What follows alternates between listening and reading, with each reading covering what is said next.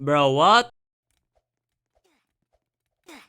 Bro, what the fuck? Roblox Obbies, short for obstacle courses, is one of the most notable landmarks of Roblox's identity. Tell me you love Roblox if you haven't played one. It's a staple of Roblox's legacy.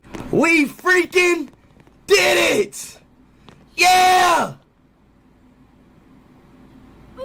With a community dedicated to this genre. If you're new, well, Okay, that's we all go basically together just or we go Minecraft one at a parkour, time. or jump and don't die. Usually jump and move around, avoiding hazards which makes you go.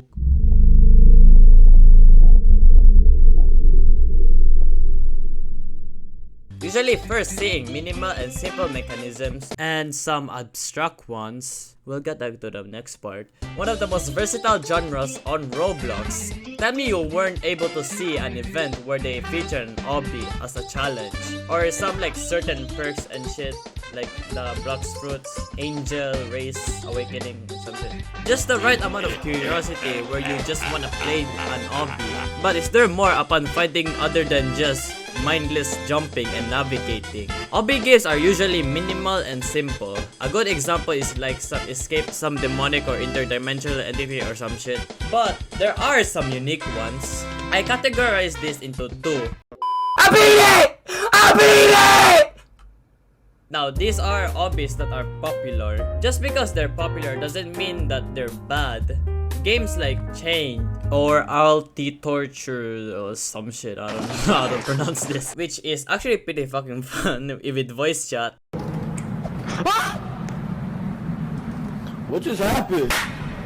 What the fuck?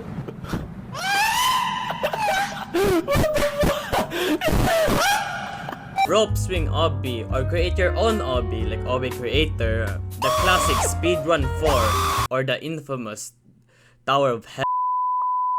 First time playing that game, you experience the agony and come to realize that not all obbies are easy.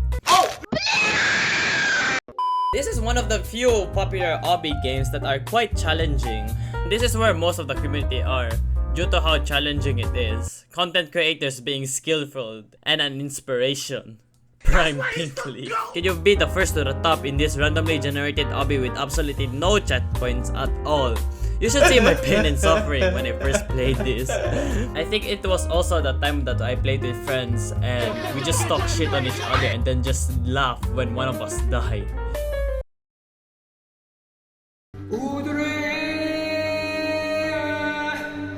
Now, these games are just a tip on the iceberg. We're going to another side of this genre where there's an entire community dedicated to this. It's not all about just jumping around and getting to the next spot.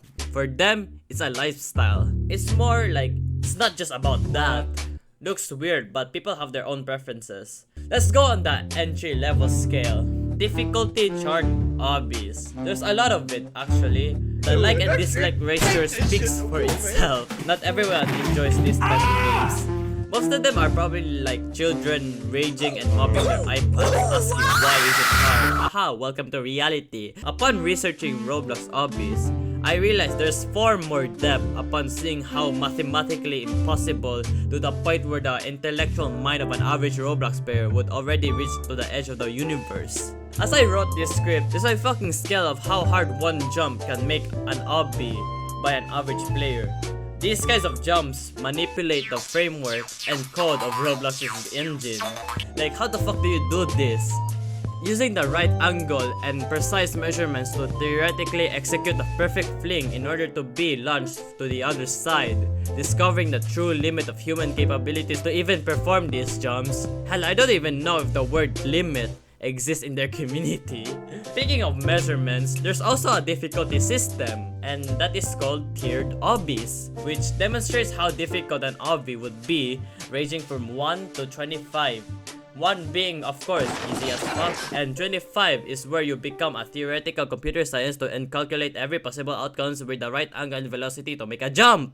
There are more in-depth looks on this system, and there's videos that explains them with detail. For me in 2020, I thought the impossible obby was the hardest obby that'll ever exist. Boy, was that just a scratch of the surface. I'ma pick a couple. Citadel of Void. Look at that picture. This obby is like one of the more popular ones when it comes to one of the hardest obbies in the entirety of Roblox. Umhold von Leyden. Yeah, I was confused about the first jump, but when I went on YouTube and saw this,